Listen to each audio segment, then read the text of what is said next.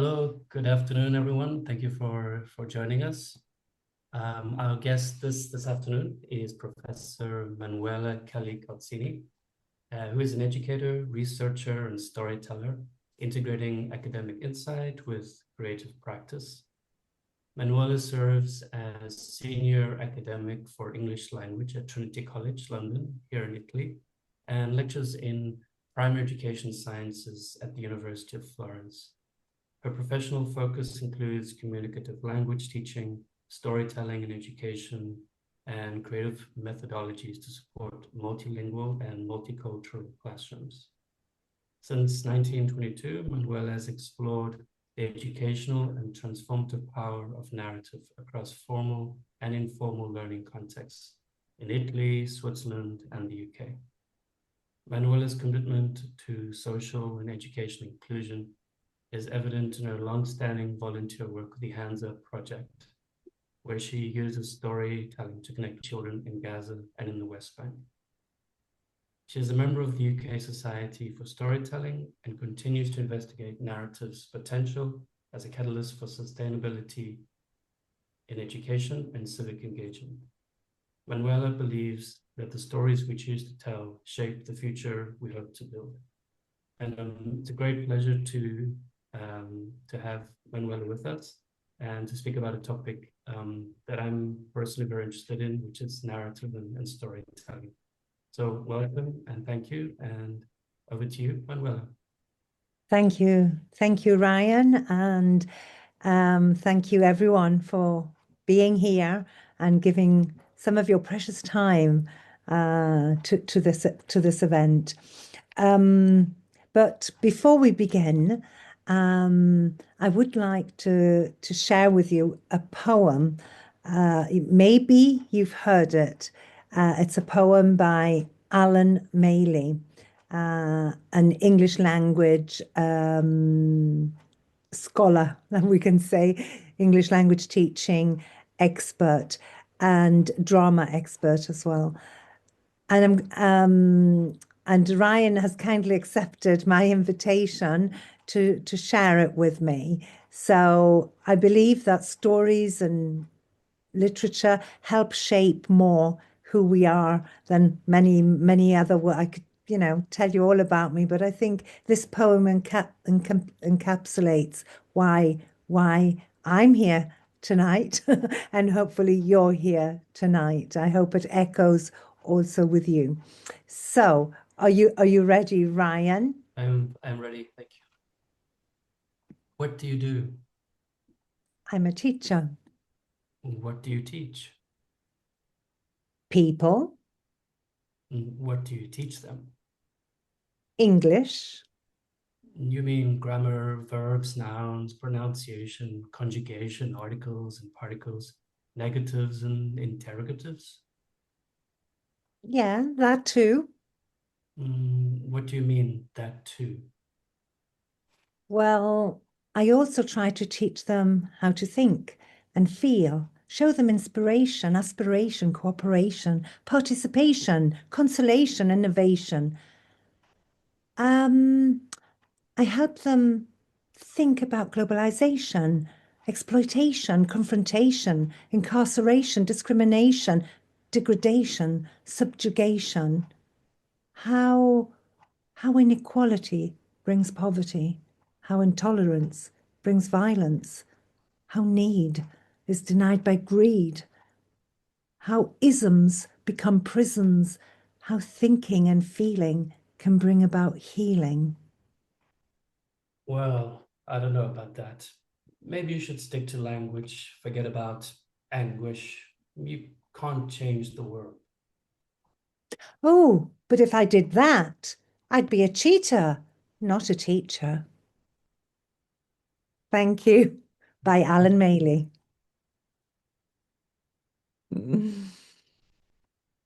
Now,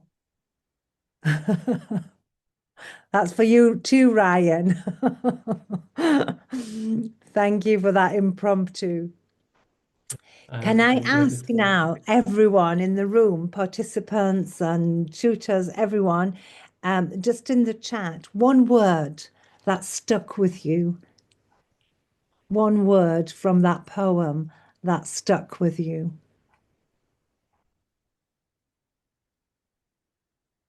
They can write in the chat, yes? Yeah. Injustice, discrimination.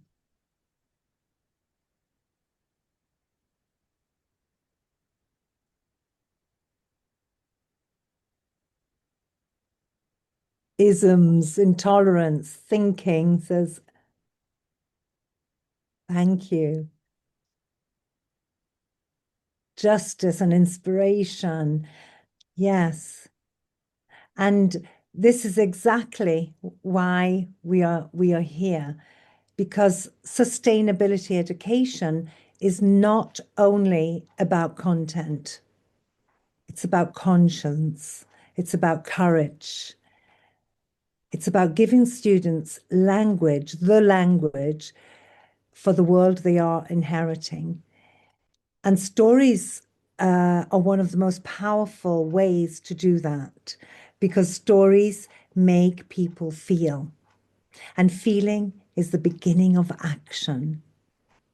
So, before we begin, I would like you to find a small object near you on your desk or anything you can pick up. I've got a little box here. Can you show me your object in the screen? There we go. We've all got an object. This is beautiful. Let's fill the screen with our objects. There we go. Now, what I'd like you to do is just look at it, look at your object, and silently ask yourself, what story lives inside this object? Just for a moment, just silently ask yourself, what story lives in this object?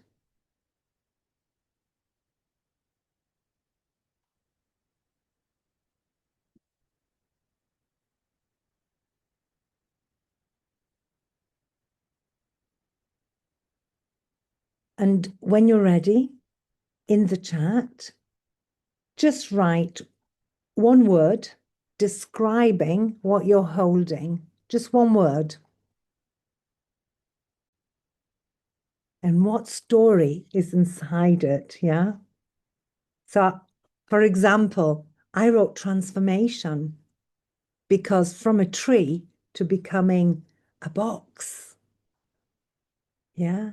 I wonder what story I could create from that. So that was our little arrival activity, and we'll be going back to it. So hold it there, hold that there.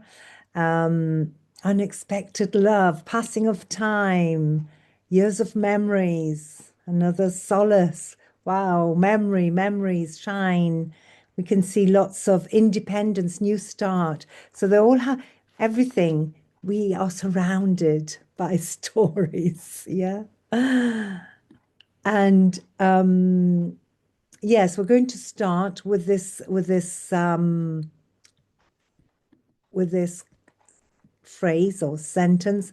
We weave the future with the stories we dare to tell. And so I'd like to start with this because it's the heart of today's session. Yeah, we weave the future with the stories we dare to tell. Maybe it could become our mantra this afternoon. I'll be repeating it more throughout this session. So today, what are we going to do? We've already begun. Yes, we've already begun finding a story in the objects that surround us. And today we're going to explore something very simple. but very powerful. And that is how storytelling can help us teach sustainability in a way that engages hearts and minds and voices. And this is why we'll be looking at storytelling as a method and how we can connect sustainability and then giving students a voice for collaborating and voicing those issues, and in also fostering critical thinking and reflection. So this is hopefully what we'll explore together in the next hour and 40 minutes or so. But this is not a webinar. It's not a lecture. It's a journey. And we'll begin with listening, then we'll speak, then we'll create, and finally, we'll design something you can take straight to your classroom, hopefully. Okay, so why storytelling? Why does it work? So we don't act on information. We don't act on meaning. We act on purpose.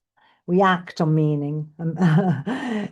Stories help us feel, they help us imagine, and they help us care. And it's that emotional engagement that stories create that make them memorable. Also, developing empathy is something we talk a lot about, but stories do naturally, helping to see the world through a different lens. And stories give us that entry point, that context that can make the complex simple. So now I'll just say 3 words. And when I say these words, I just want you to notice what images come to mind. Ready? Give me a thumbs up if you're ready. Ready? Okay. So here are my 3 words. Plastic, forest, future. I'll say that again. Plastic, forest, future.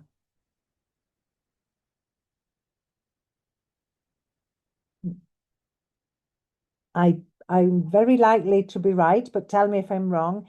Is your mind already telling you a story? The second word was forest. Plastic, forest, future.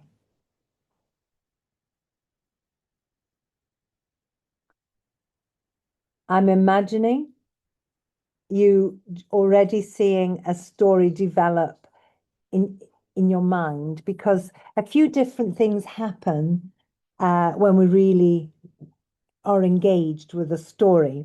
The first is that the neural activity in our brains increase, not 2 times, 3 times, but 5-fold. 5 times. That is how powerful. When you hear the words, once upon a time, these are powerful at any age, in any language. And neuroscientists say that stories illuminate the city of our mind. Essentially, our brains run on electrical pulses, right? And when we hear stories, our brains light up. And this is what the neuroscientists say, that neurons that fire together wire together. If they light up, then they wire, they create connections. So when we're hearing a story, our brain is lighting up, yeah? It's not dormant. And you have all these neurons that are wiring up together, which triggers us. And this is why we remember better in stories. It triggers us to remember more information, more input that we're getting. And this is why if we put something in a story, it's very difficult that we forget everything. Yeah, we will remember the key parts anyway. So a very powerful communication tool. And I've prepared a selected bibliography if you want to know more about how the brain works through listening or telling a story.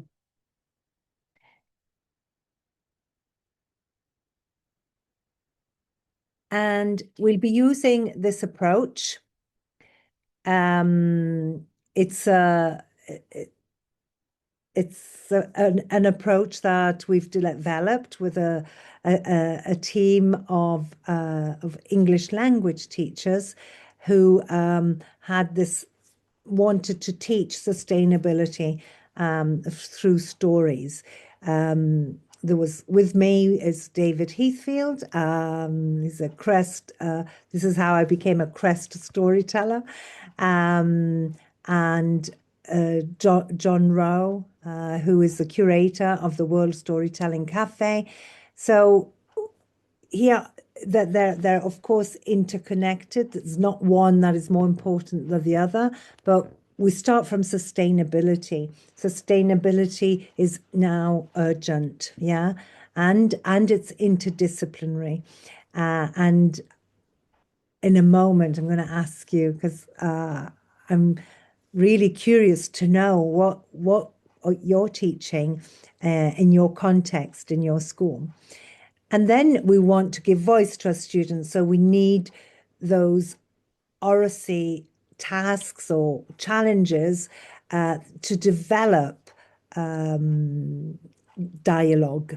And not only in English as a foreign language, but also in Italian, if that's the language you're using in your context, or any other language. Oracy is about getting that message across, your idea across. And then to create that emotional connection, to light up the city of a mind, we include storytelling. And it also helps us to see things through a different lens. So that will be about it in terms of theory. Okay, just to give you the context where I'm coming from. But now we're going to share together some storytelling techniques. First, you listen, so don't worry. But before you listen, before we move to our first story, can I ask you are you all from Trento, or are you spread around Italy? So first question, where are you from? Where are you calling from? So Modena. Oh, Rome. So I like traveling. You're taking me from north to south. Wow. Treviso, Verona, Trento, Milan, Lake Garda, Bolzano, Belluno, Austria. Wow, Maria Vittoria. Val di Non, Jennifer, hello. I believe it or not, I've been in Val di Non. Perfect. And what's your context? So, what subject are you teaching? And I'm assuming a secondary school, but maybe not. So, law and economics, great. Is natural sciences, English in a technological school, technology. So we've got middle school too. Language, English.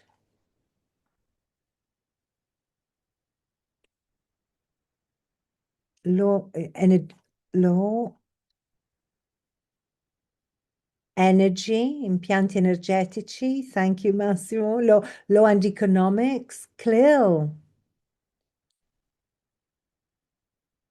English literature. Okay. Alessandra, you're now a tutor for future teachers. Great. Liceo artistico and tutor for the new teachers.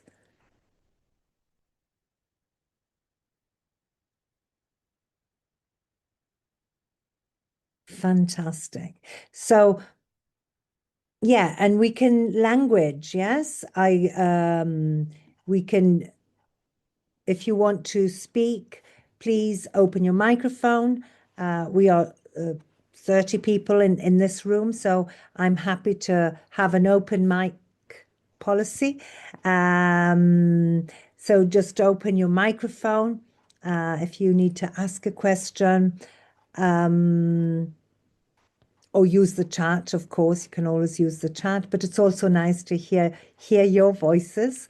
And feel free to change language if you're in the breakout room and it's just more natural to speak Italian, speak Italian.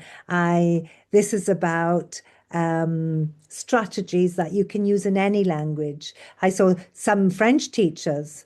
Maybe you want to speak Francais or German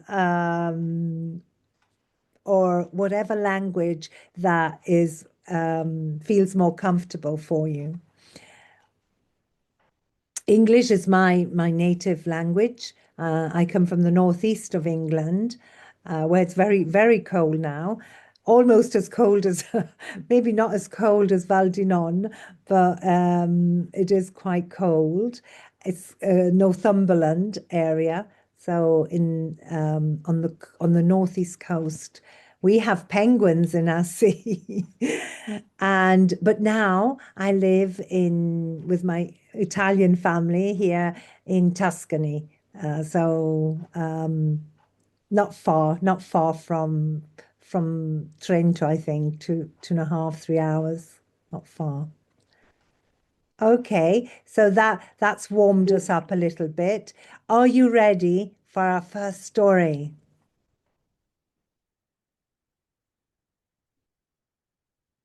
So, ooh, Sarah, it snowed.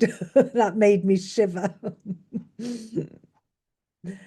I'm going to start with a story. The story comes from, it's a Middle Eastern story. It's a wisdom story. It's called In Your Hands. And I'm going to stop sharing so that you can see me. And you can concentrate on listening to the story. I also do this with my students. So when I'm going to ask you to open your microphones, and when you hear me saying story, story, I would like you to respond, tell us a story. Okay? So let's try. Story, story. Tell us a story. A bit louder so I get a bit more confident. Story, story. Tell us a story. Thank you. Much better. Thank you. This is to encourage the storyteller. Yeah.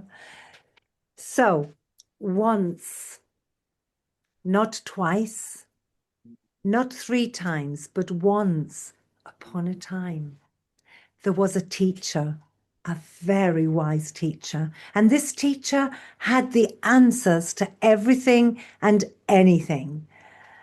And the students were a bit tired of this.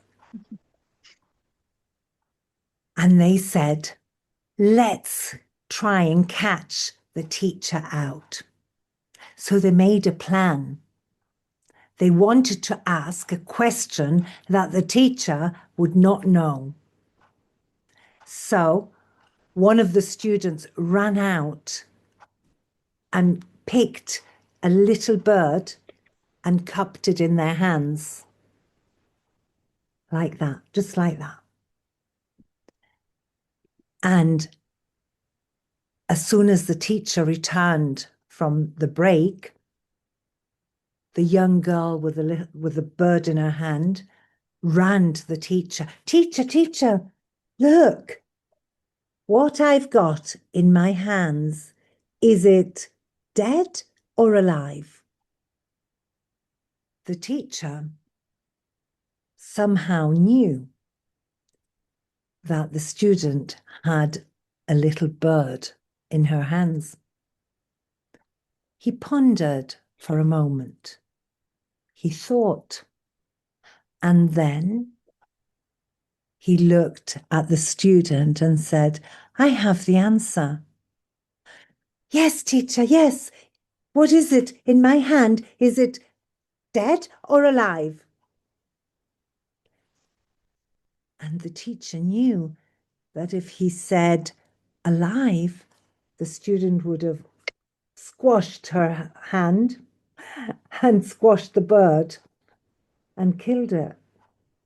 And he knew that if it say dead, the student would open her hands and let the bird fly away. So he looked at her. I have the answer. In your hands, life or death is in your hands. And that was the teacher's answer. So the teacher, I'm not going to give you my interpretation, but maybe your reaction. I think you could write in the chat or let us know what your reaction to that story. I've used it in many contexts of also sustainability. Whose responsibility is it? Yeah, we're not controlling, yeah, but we are just shifting the responsibility to our students in this case. And I think this story is mainly about agency, yeah, giving them the responsibility. Life or death is in your hands. So if you want to respond with any reaction to that story, already I know someone liked it because I saw lots of little hearts flying about. Thank you for that.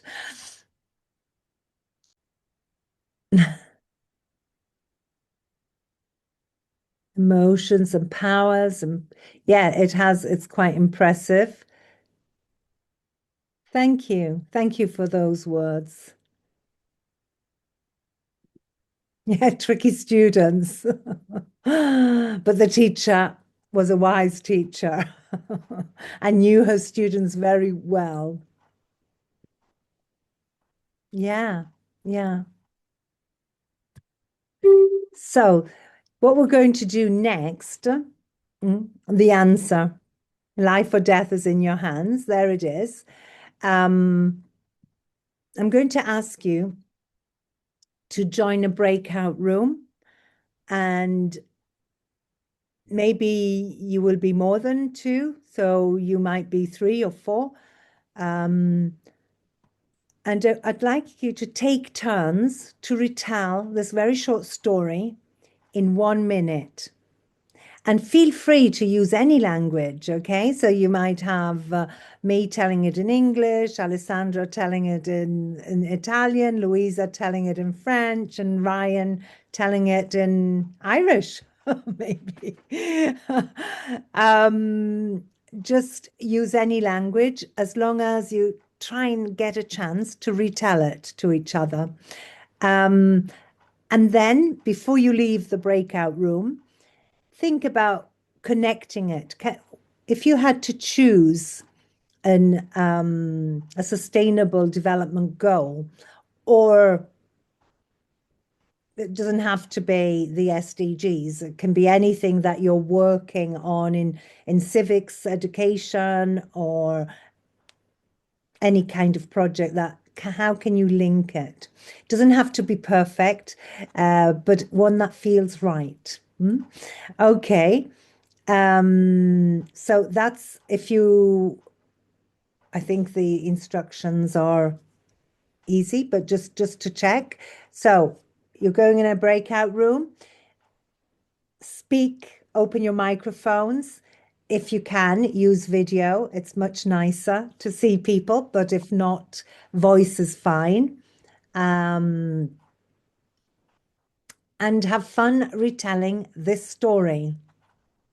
And use each other's brains if you've forgotten bits of the story.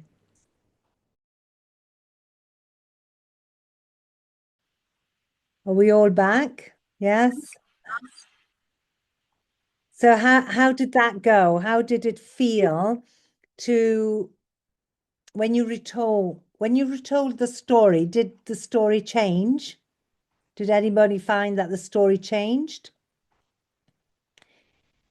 And how did it feel to hold the story in your own mouth? I noticed that one of us said that the student wouldn't have killed the bird. And she added that I think it's a cultural feeling. I mean, it's my attitude. And I think that was very, very interesting because it was a kind of interpretation of a story. She said these comments in a very nice way, just kind of adding a personal comment. Yeah, If but that is the beauty of oral storytelling. It can change. Things do change because there's no script. And so it's what you remember, what you felt. It's how you felt. And so it can change. You can change the perspective of the story. Ryan, yeah. I was lucky enough to have a group where the story was retold in 3 different languages, so English, Italian, and Portuguese. And without it having been said, it reminded me of how that the enchanting way which stories can be told, once upon a time, había una vez, c'era una volta. Even though those words weren't pronounced, hearing them in a different language gave you a sense of what oral storytelling can do in a different language if you understand enough. And even if you didn't, the sound of the voice that can carry a sentiment. So very lucky. And the movements, we could follow even if we couldn't. I was in the same room as Ryan when that was being done, and I just finished hearing the English version, and I think we went into Portuguese, and it is beautiful. Somebody else has raised their hand. Thank you for that contribution, Ryan. Alessandra. Yeah, actually, I felt really inexperienced and untrained to tell stories to others. I really realized that my words were so different, my dramatization so poor. So you must train to do something like that. I'd like to agree with you, but I have to disagree with you because we tell stories every day. If you go home now and tell your children or your husband about this workshop, that's already you're telling a story. Now, you can. I'm a storyteller. I enjoy drama. This is what I am, but doesn't have to be like that. I know storytellers that, speak with a very gentle, soft voice, very little dramatization. And I think you just have to find your way of telling stories. And I'm sure if you've told stories to friends, to family, and you have your own way to tell. There is no right or wrong way. The important thing is tell them, because they're important. And when you put something in a story, it will never be forgotten. And I think this is very important also for the next stories I'm about to tell you. And, stories can be personal stories, factual stories. They don't have to be always inspirational. So I hope I've reassured you, Alessandra. But you retold it, and how did it change? How did it change? I told you, my words were so poor, and also the tone, everything was so different. But what did you use English or did you use Italian? Actually Italian, because we were all the members of the room were Italian, so we decided to speak Italian. But what I meant, words are poor. The words I used are poor. You know, it wasn't a piece of literature. Actually, it wasn't a piece of literature. And, it was so different how you told it just before our. And how did it feel, though, to hold that story in your mouth, to own it? Yeah, it was nice, but it made me think you should train to do something like that. You should start some drama or dramatization, something in this. I still disagree with you, Alessandra. You still disagree. I know. Not in the classroom. You know, if you were to perform on stage, maybe, but not always is storytelling that way. And I invite you to come to the storytelling cafe on Monday nights. It's for adults, and there are storytellers from all different parts of the world, and you will find, you know, storytellers that are more expressive, storytellers that are less expressive, but they're still telling stories. And when is that, and where? It's on Zoom. Monday. And it's on every 15 days. I'll show you the link later. Okay. I'll show you as a resource. It's a great way to build your confidence as a story. I think it's more confidence. But maybe.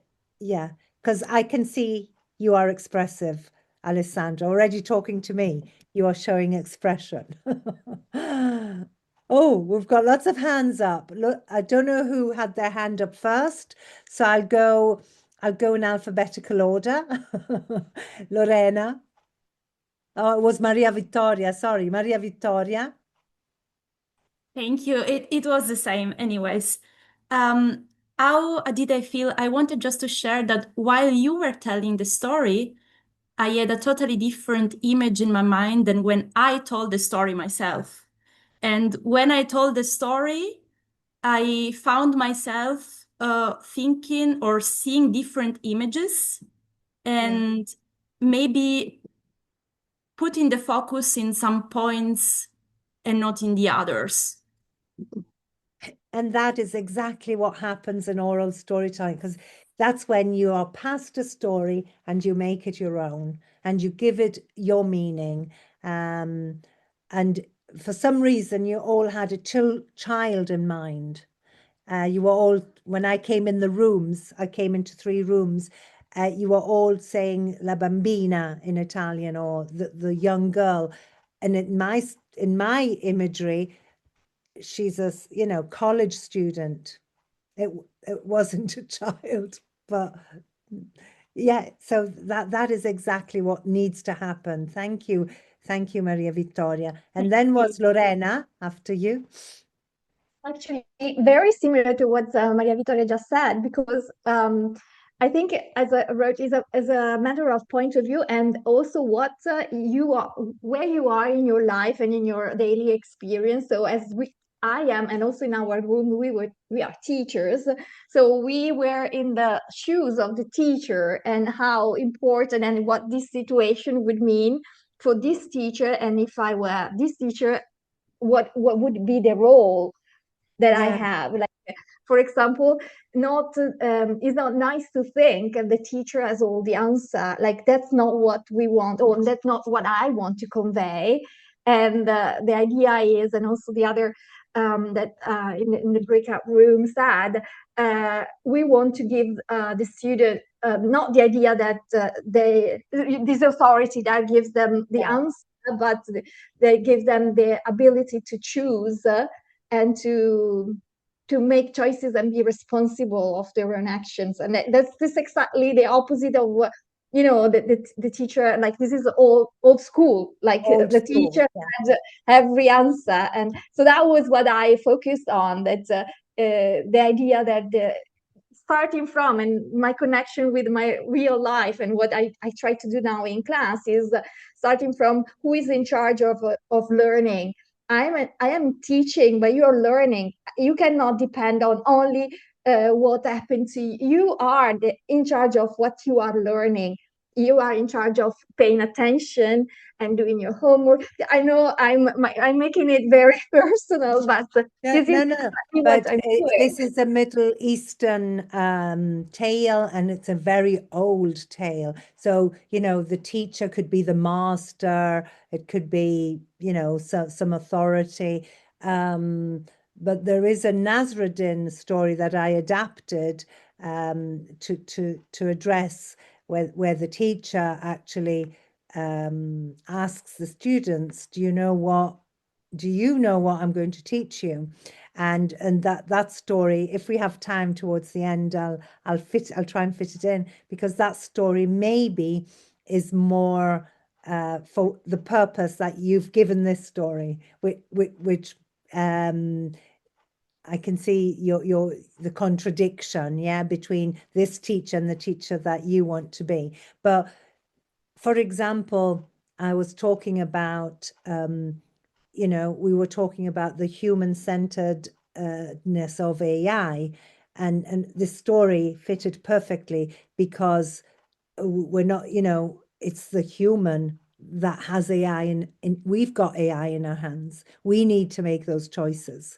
We need to know when is the moment to let it fly and when is the moment to keep it down. So, you know, there are various ways of interpreting it. And I'm sure everyone in this room had different ways. And like Maria Vittoria said, she realized in her mouth, because she brings, the moment you speak a story, you bring your experience, your life experience to it. And so it can change the perspective. So thank you.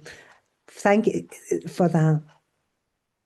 And like it says in this little blurb, this little flash, stories are living things. Oh, I've touched the wrong button.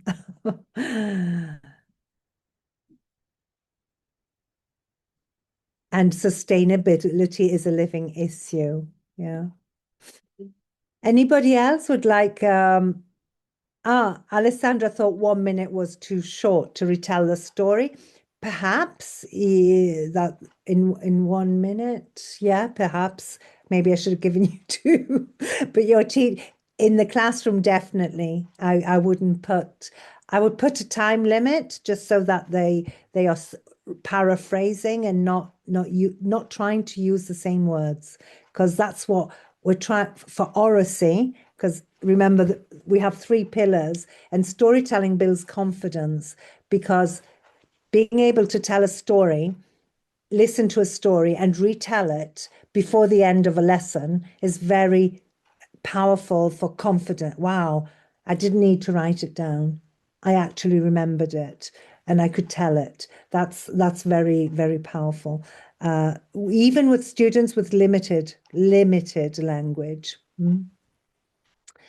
Okay, so we're moving on to our next story. And now, if you could, but I understand it's a bit uncomfortable, but if I was in a physical classroom for this story, I would get everyone to stand up, and I would get them to, I'll stay seated so that you can see me, okay? But imagine me standing up, and stretch your arms wide, like branches, like the branches of a tree, okay? And feel that space, feel the space that you take. Now imagine you're in this beautiful forest, yes? Like the one in the screen. And someone arrives in the forest, big footsteps, you hear them, and a big axe, and wants to cut the forest down.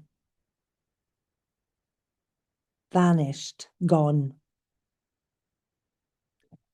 This is a story about the Chipko movement. Have you ever heard of the Chipko movement? Nobody? No? So in the 70s, in the Himalayas, this really happened. It really happened. So and if you Google the Chipko movement, you can actually find lots of information about it, but I'm not suggesting you do that now, because now you're going to listen to me tell this story, and you can, keep stretching, keep feeling the space that your body takes, and we're going to get the forest to have a voice, and you're going to be that voice, okay? And so you're going to repeat after me. Forest breathes. Forest lives. Forest breathe. breathe. Forest Forest lives. lives. La foresta respira, la foresta vive. La foresta respira, Respira. la La foresta foresta vive. Vive. Can we have it in Portuguese? A floresta respira, a floresta vive. Italian. Similar, but softer. So, story. Tell us a story. So, once upon a time, in the early 1970s, high in the Himalayan slopes of what is now known as Uttarakhand. I'm not sure I'm pronouncing it correctly, but it's now Uttarakhand. Life depended on forest life, not just for fuel and fodder, but for water, soil, shelter, and memory. But everything was changing. Forests were being cut by outside companies with government backing. Timber for profit, machines for convenience.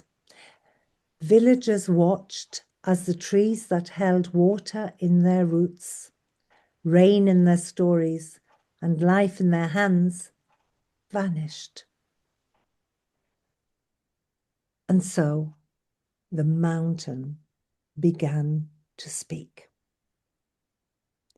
Forest feels, forest cries. After me. Forest feels. Forest cries. Rise. Foresta sente, la foresta piange. La foresta Foresta sente, sente. La la foresta foresta piange.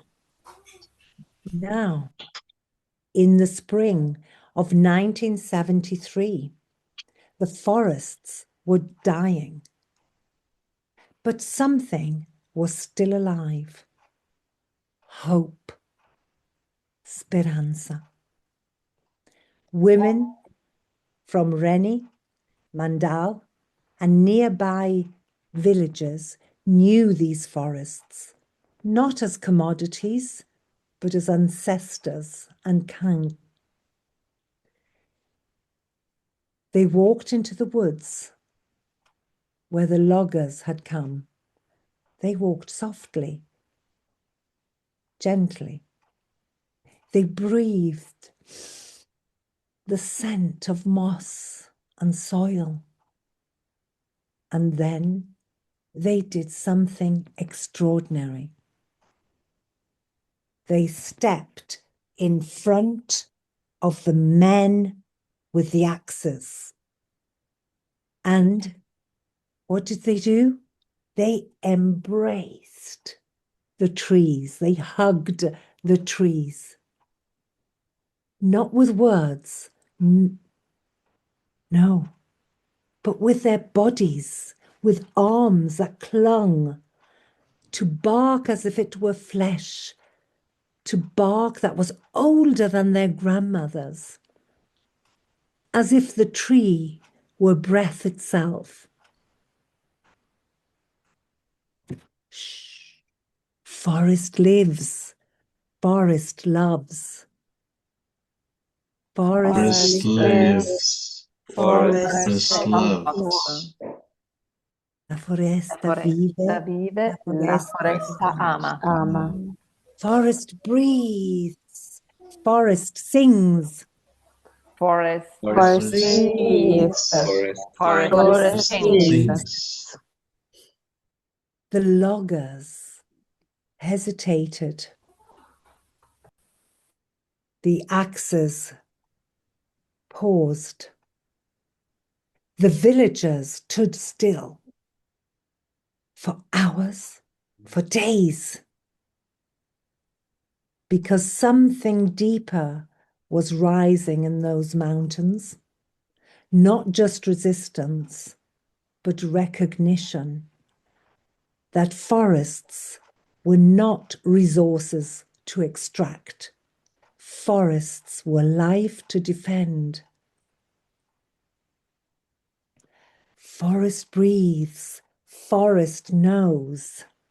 Forest breathes, Forest knows.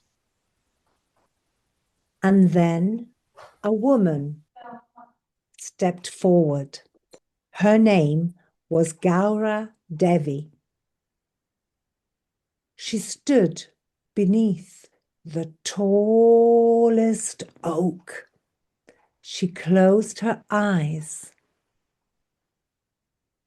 and she spoke for every root, every leaf, every living thing that could not speak for itself.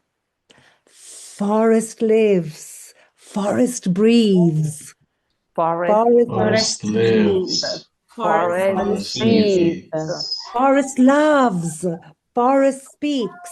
Forest loves. loves. Forest Speaks. speaks. Something shifted, not the wind, not the timber, but consciousness. The men lowered their tools and the trees stayed.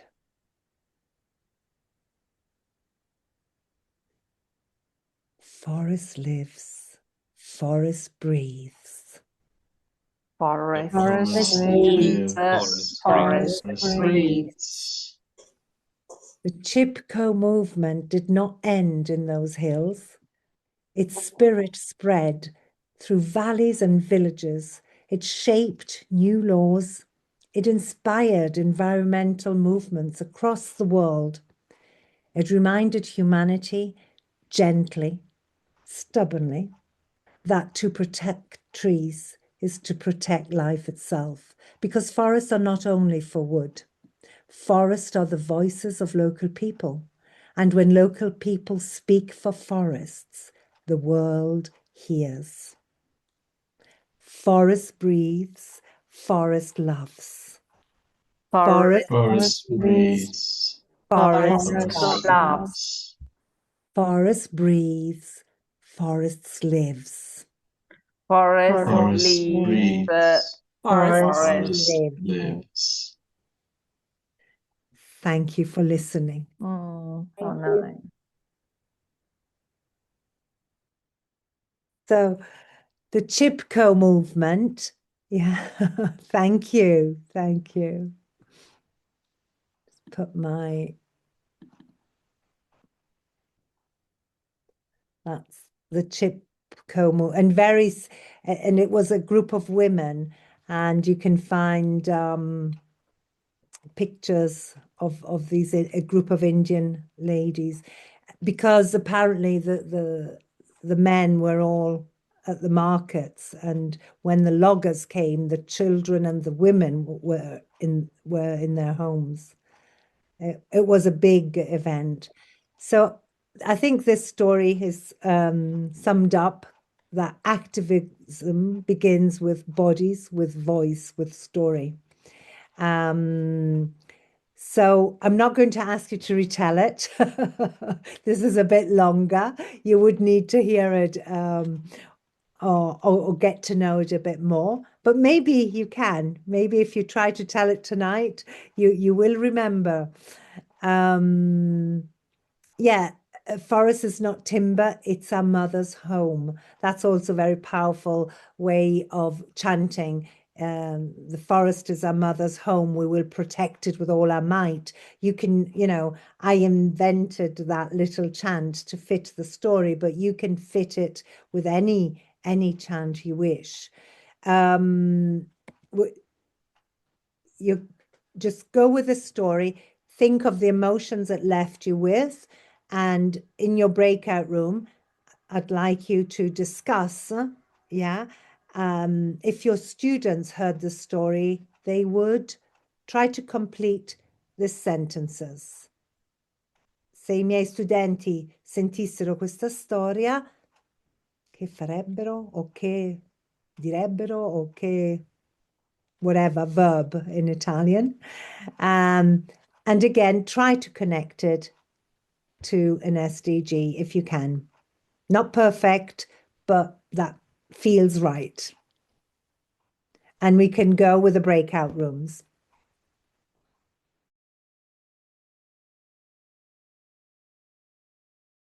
So welcome back, everyone. Thank you, Elena, for that. And would you like to now just write a question, a fear, a hope in the chat? And while you do, I've just put, so yeah. We need to keep these conversations alive. I think, and this is what this phrase says, Maria Giovanna, yeah? We need to keep these conversations alive. And if these stories can help us keep them alive, why not introduce a spark? And so, yes, in this story, Louisa, I would have students standing up, and if they're ready, because we were discussing in one of the rooms that they might see it a bit silly, a bit foolish, so that there might be some giggling, but I would allow for that. But, try to be a tree. Imagine there's also a lovely activity where you are the tree and you are being interviewed. Seeing the world from the perspective of a tree. And that's very powerful as well. Activities that come from drama, where the focus is not on the language, but on the feelings. And usually the language comes. There is a scientific explanation, of course. Neuroscience has informed us now. So I would have them standing up during this story, and they become the forest. Your classroom is the forest. Yeah. And I didn't mention, but Chipko in Hindu means hug, not as a hug, a loving hug, but to protect, yeah, to embrace, to keep from somebody or something.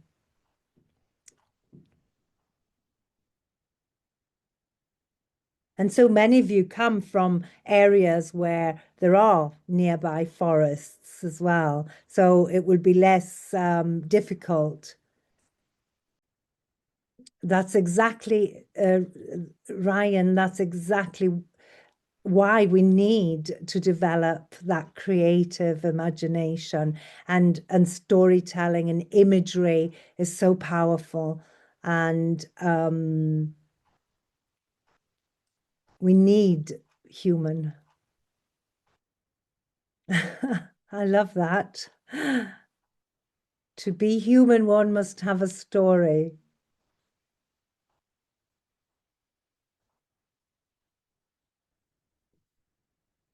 Oh, yeah, that's a very interesting topic, Eleanor.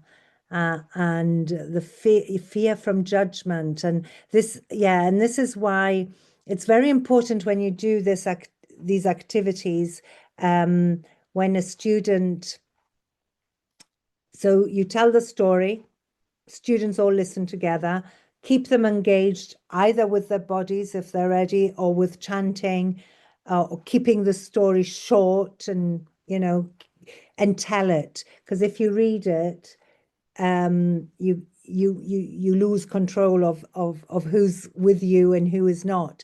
And if you see somebody drifting with their attention, you can add an important moment, or change your voice, or do something about it. Whereas if you're reading, it's more difficult. Immediately after telling the story, now you have 2 minutes, draw a sketch of the forest that you saw in your mind. And they go off and draw the forest. Then they show their pictures. Oh, look, in my forest, there was also a squirrel, or I drew a river, I drew some apple trees, whatever. And they compare. Then you say, draw now 6 moments from the story. The 6 key moments. There's usually 6 key moments in a story. And once they've done that, give them 6, 7 minutes, not more. It has to be a sketch, stickmen, something really sketchy, just so that they've got a visual support, because then you put them in pairs. One is a storyteller and one is a listener. The storyteller uses the pictures to tell his story, and then they change. All together, not one at a time in front of the class, all together. That is noisy, but it's English noise. We can't encourage oracy in our classrooms if we don't get them to speak. And you eavesdrop, monitor, listen, but this is building confidence, because they will, even the weakest student with some pictures will be able to say some words or something about that story. And it's if you tell the real story, some women lost their lives in that story. So you can do some research, get all the facts, and tell it in your own style, as if you were telling, a piece of history. This is a piece of history. Yes, Mike.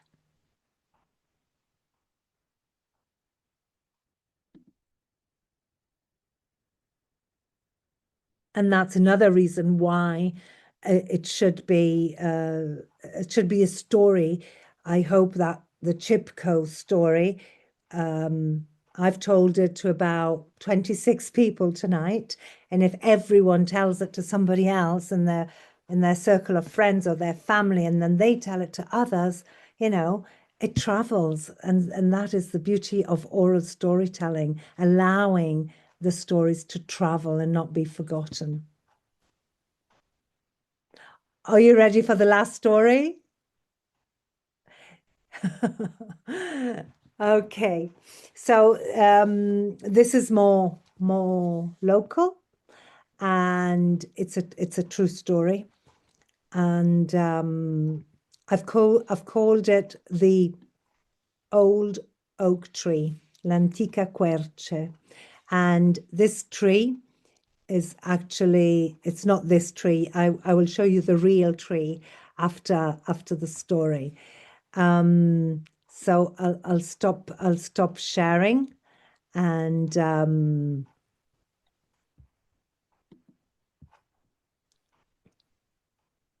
here we are. I can see you all. So here we go. Story. Tell us a Tell story. us a story. This is a story about an ancient oak in Trinitapoli, which is a small town in Puglia in the south of Italy. So you might want to close your eyes, sit comfortable, and take a slow breath in, and imagine you are sitting or standing, better, imagine you're standing in a place you know very well, a place you walk past without thinking. And in that place, there is a tree.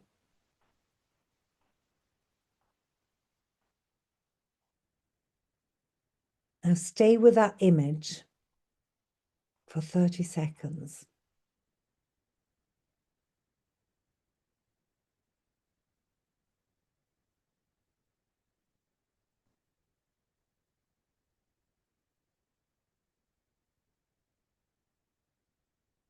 Story.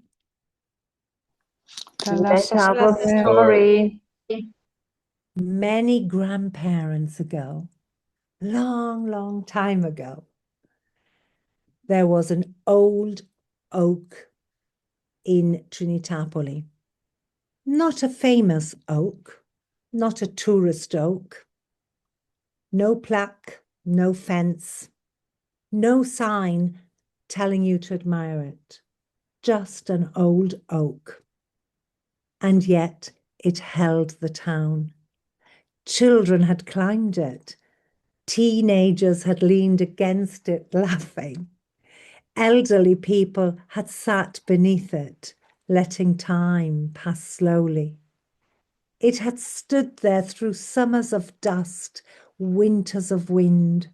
It had watched generations arrive and leave. Its branches were not only branches, they were shelter. Its shade was not only shade, it was relief. And its roots were not only roots, they were memory. And then one day, a decision was made. The tree would be removed. Not because it was sick, not because it had fallen, not because it was inconvenient, but because there was a plan, a road, a development, a new design. And suddenly, people in the town looked at the oak differently. They saw what they had taken for granted all these years. They realized what they were about to lose. And something shifted in the town.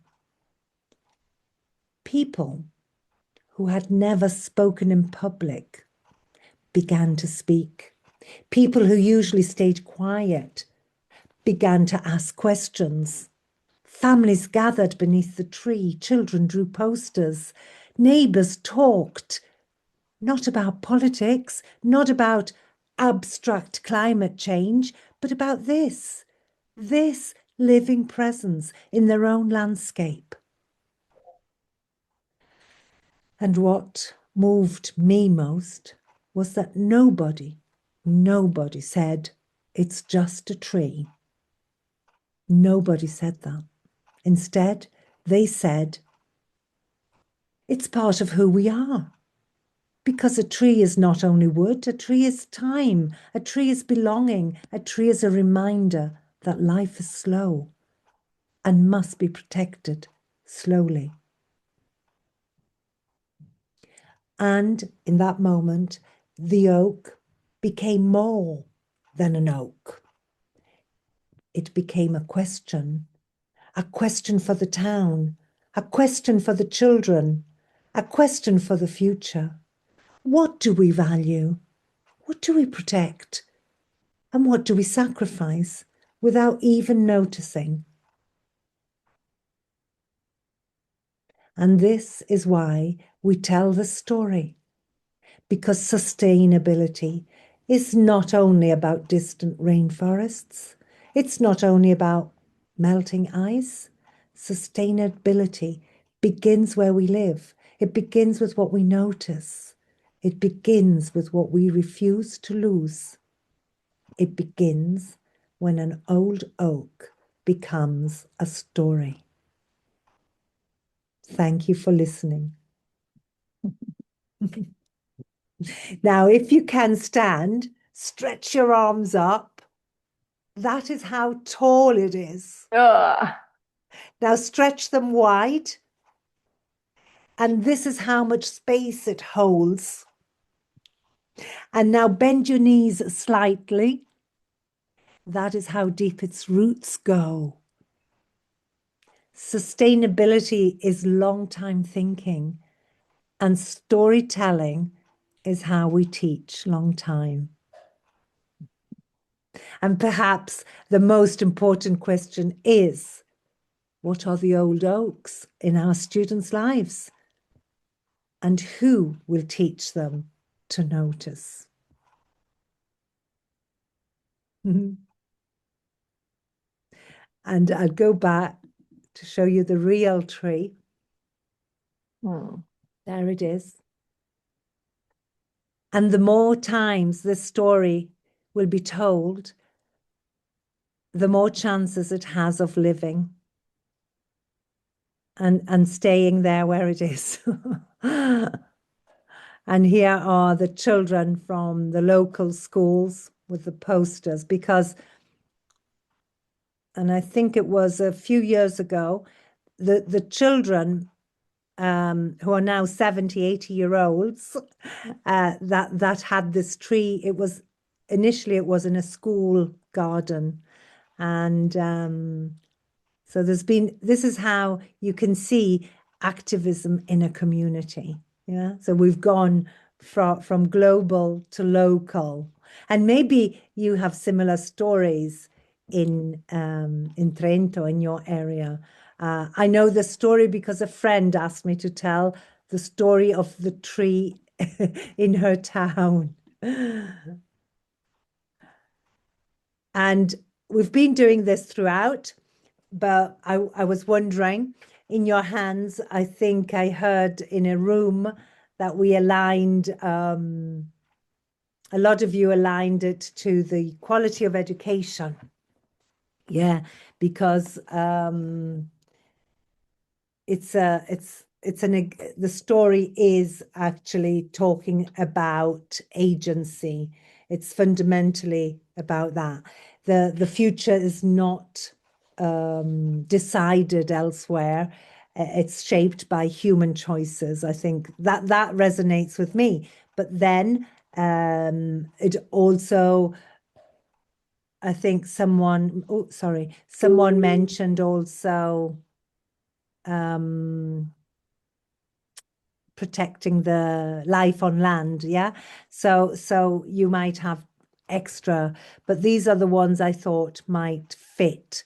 And of course, the Chipko, gender equality, because this is about women, yeah, female activism. And also you've got climate action, you've got life on land.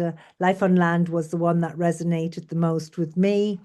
But also peace and justice and strong institutions, because as Mike indicated, the Chipko movement was, from that movement, lots of other movements were founded. And the old oak, sustainable cities and communities, of course, but also climate action, life on land, and peace and justice again. There's the comune is involved, who wants to cut it down, but the people in the town want it to stay. And I'm aware of time, but you will have access to these slides, of course, after this session. What plant the story seed, so we could collaboratively define the core narrative elements. Again, I could use drawings like as I explained earlier, but here the character, the place, the conflict, what's the turning point, what's the final question. These are all narrative elements that I think your students are doing anyway in Italian. So it would be nice to, as an interdisciplinary activity as well. So first, that's it. Plant the seed, and then choose the most suitable, most relevant goal that you want to focus on, and then we design the 3 phases. What you're going to do before the story. Do they need some key vocabulary maybe to understand the story?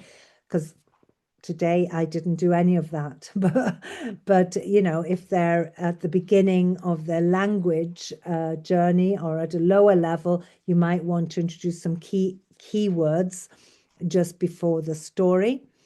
And during the story, what are you getting them to join in? Is there a chorus or interrupt? Sometimes I interrupt the story and say, what do you think happens next?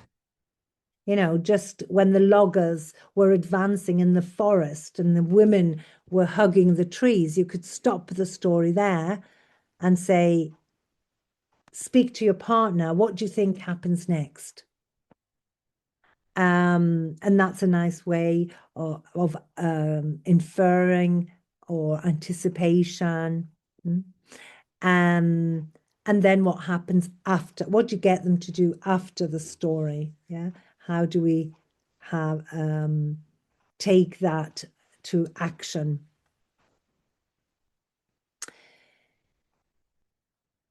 And then when they tell, so yeah, I wouldn't use slides. I just would use their body and their voices.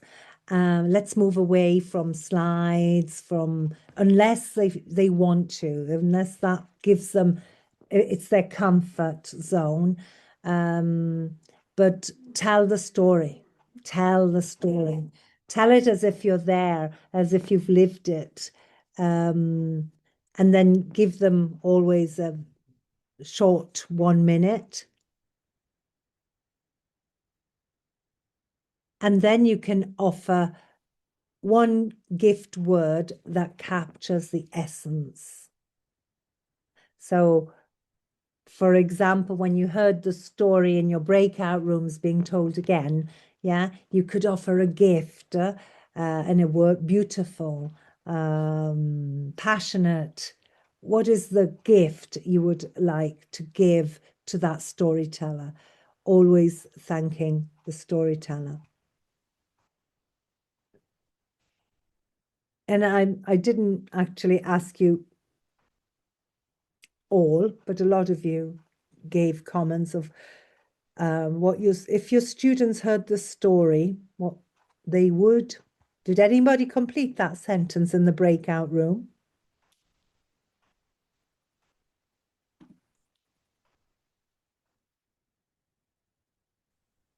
We were in two minds, because we thought, depending on the age of the student, young students who are more, let's say, imaginative and in tune to imagining trees as living creatures who they can interact with and empathize with, are more likely to use that story and take it to heart and act on it. Whereas the older students are, I think, we use the word cynical. That potentially in an older group there might be a bit of cynical thoughts and not really embrace the story as we would like to have it embraced. Thank you. yeah, and that can happen, and that doesn't mean we just start a bit slower, and maybe with stories, maybe there are tree stories around. A very powerful other tree story is the giving tree. Don't know if you've heard of the giving tree. It's a very well-known story, and it's about this little boy who grows with a tree, and when he grows up, he takes his fruit to go to the market and make money, and then he needs a house. So the tree says, take my branches, build a house. Then he wants to travel. Well, you take my trunk and build a boat, until there's just a stump left. And then when the child, now an old man, returns to the tree, and the tree's always happy to see the man, the boy, and then the man. And when he sees the boy, he's really happy to see him, but he says, I've got nothing to give you, just a stump. And the old man says, I've done everything in life. Now I just need a place to rest. Oh, well, you can sit on my stump. And the tree is happy. You know, for people or students who are still a bit resistant on what plants, what the environment is giving us, that's a powerful story. It is a children's story, but I've told it to adults very, very successfully, because it does make you think. So yeah, select your story. I have another selection here, and I'll give you the reference to the book where you can get it. It's a free access book online. So select your story, identify or use one of these stories if you feel comfortable using them. Identify what you want to work on, what's your goal, and then design some oracy tasks and produce some student outcomes. Here are some examples of oracy-based activities. If you're a language teacher, I'm sure you have your resources. If you're not, you can find lots for English language on the English Speaking Union website. There are lots of oracy activities, but I'm sure that you can use them also in other languages, but they're there to, they have quite a rich bank of resources. So debate, for example, is an idea. Role-playing the journalist, for example, in the Chipko story, or a scenario, an ethical dilemma or discussion. Yeah. And you could even, be the tree, and then interviews with trees. And then I've prepared a call to action for you. So I hope you can take one of these stories into your classroom. I'm not saying tomorrow morning, but maybe this month. First, tell it to your family, tell it to your friends, tell it to the wind, to the trees. When you feel comfortable, let it become a conversation, and then let it become an action. And that is how, from a story, it can lead to deep conversations and actions. So our closing ritual, go back, take that object we had earlier, okay, and whisper one sentence. This is the story I will carry into my classroom. It might not be the story that I told you. It might be another one. Doesn't matter. But try and complete the sentence in the chat. You don't need to write the whole thing. But which story do you want your students to live? just write the name of the story.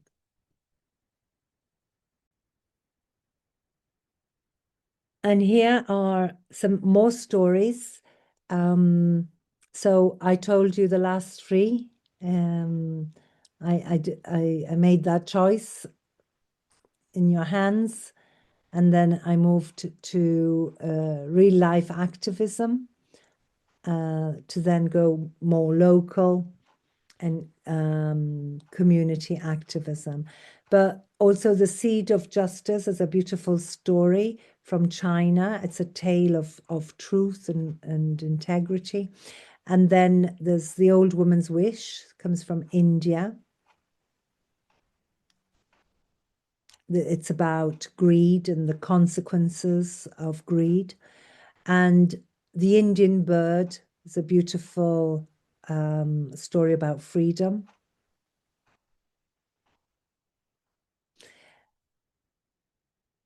And in your hands, these first four stories can all be found in this book I'm about to tell you.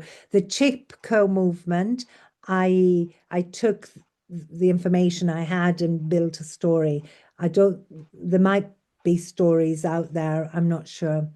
And The Ancient Oak is a true story passed to me by an inhabitant of Trinitapoli. And so I took that story and made it mine. So this is from oral storytelling. So this is the book. If you go to this book, it's a link. I can put it in the chat so that you can have it immediately, because I don't know when you'll get the slides, but probably soon. And then, yeah, there's all these, you probably know about the Teach SDGs or the world's largest lesson, but I put them there because there's always some very interesting materials there. I'll just have to come out of presentation mode to get the link so I can put it in the chat for you.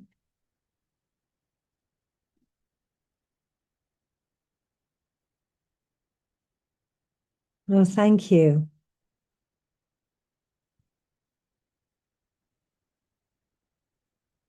Oh, so all three are going to be told. That's so exciting. That my stories are traveling. That's what makes a storyteller excited and happy. So that's in that, and it's in, I think it's, there's lots of activities there, but if you go, I think it's a page dedicated, it's David Heathfield, and he talks about using storytelling to teach sustainability, and he's got these stories in there, and there's a script as well. So, but remember, resist from giving the script. It's useful for you to learn, but I wouldn't encourage it.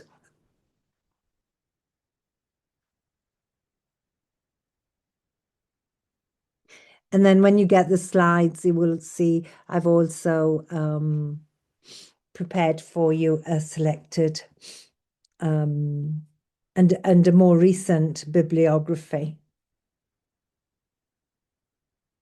Because now there's a lot of attention to storytelling compared to the past.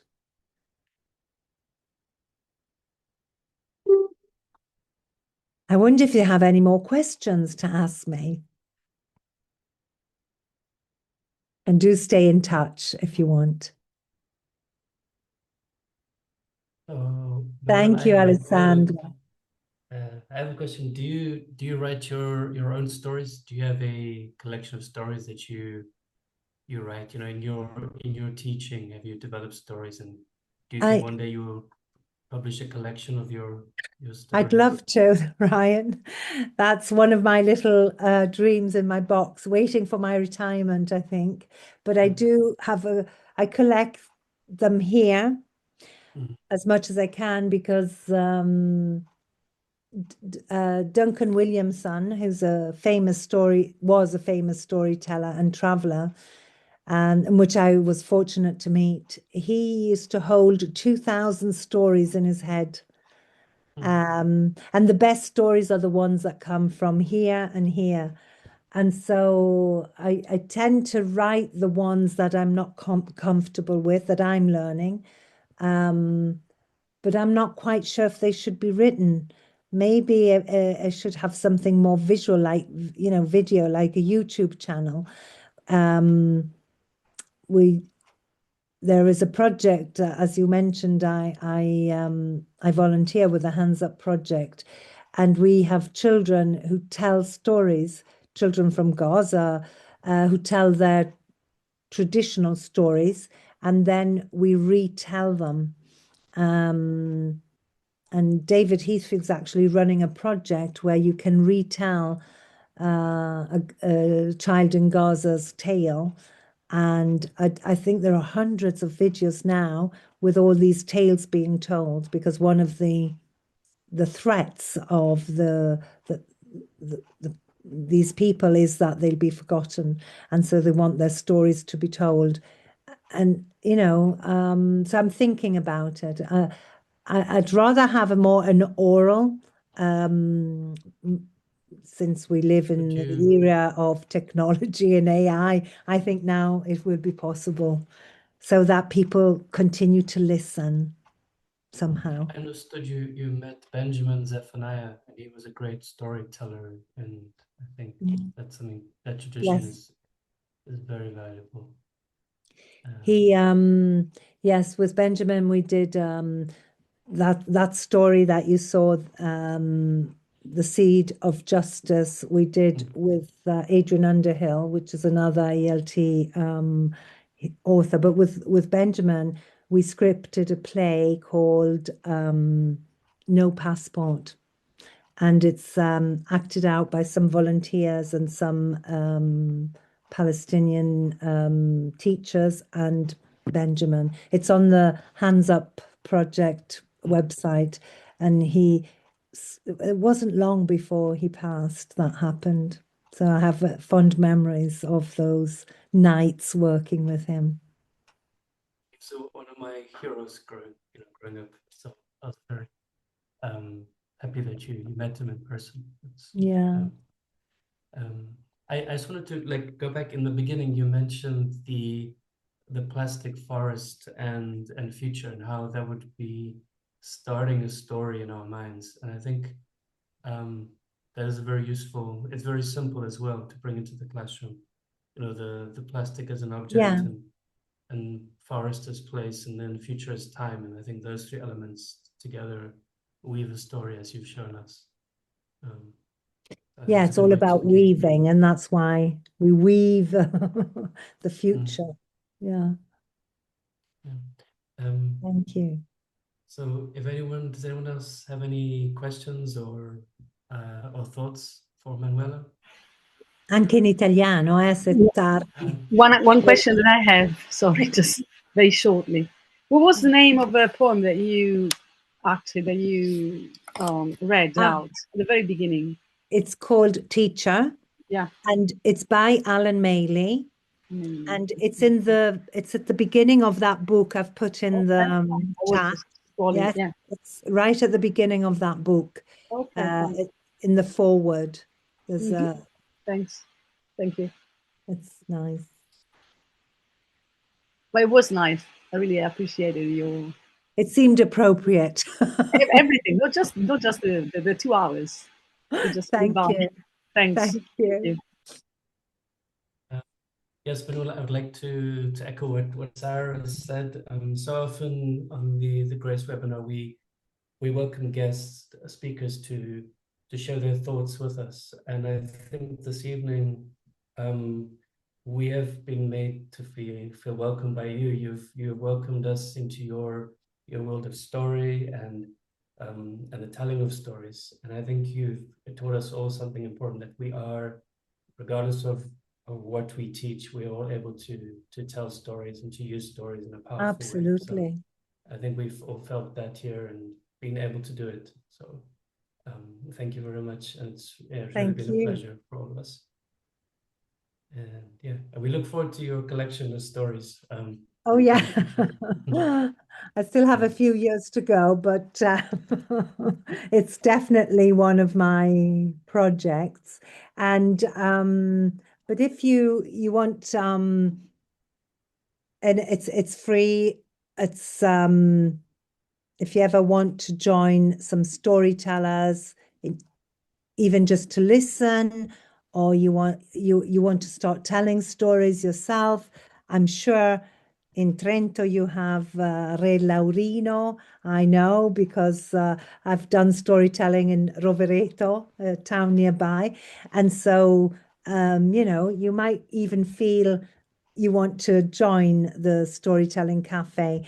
This is how it works when, so this is for children, but what you will see is this, and to get in, you go to that link I've put in the chat and you join story, and you'll be taken in to a Zoom room like this.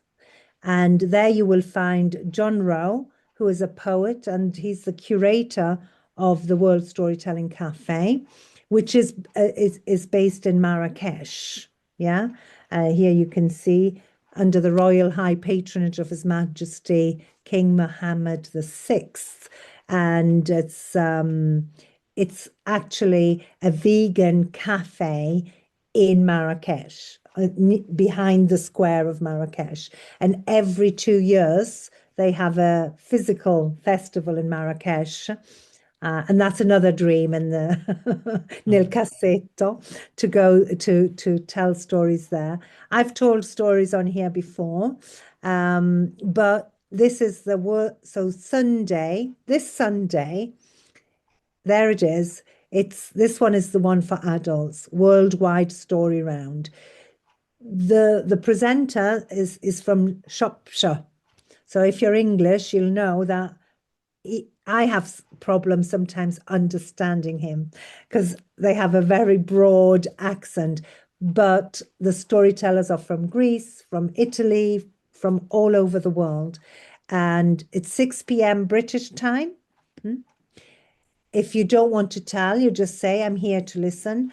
But if you want to tell a story, they give you the microphone. And it's fun, and you get to learn lots of stories and lots of people from different parts of the world. Recently, I've been involved in this one that you see here.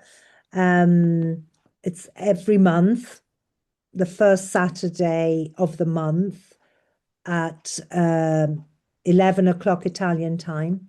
And all students under the age of 25 can come and tell a story. And last month, the beginning of this month, we had Italian. I had 3 classes of terze medie from Sicily. So they almost blocked our Zoom room because they filled it up. We had Korean students. It was very late for them. We had students from India, students from Palestine, and then there's always David Heathfield is the host, together with my John Rowe. So there's lots going on if you're interested and curious. And that's another opportunity to get your voice and your stories out there. Because what is powerful is that, I can tell a story on a platform like that, and tomorrow it's being told in somewhere in Korea, somewhere in India, and to know that your voice is being heard is very powerful also for your students. And building confidence through oracy, and this idea, overcoming the fear of being judged. Nobody is judging you. They're just trying to understand your story and tell it. And English is not commented on, but the stories are. They enjoy the story. and they love anything traditional. Yeah. So if you bring a traditional story from, if you have them. In England, we have Jack stories, and in the Arab-speaking world, they have Jua stories or Nasruddin stories in Turkey. And I learnt about King Laurino stories and Giuffa in Sicily. I didn't know. And La Giuditta Matta here in Tuscany. So, you know, we all have stories to tell. But it's been lovely. It's been lovely meeting you, working with you. And I wish you happy storytelling. Thank you. Thank you. Thank you, Ryan. Thank you, Louisa and Jennifer and Mike and all Agostino. I can't remember all the names of the tutors, but thank you. It was a very smooth session. Having all of you. Thank you very much.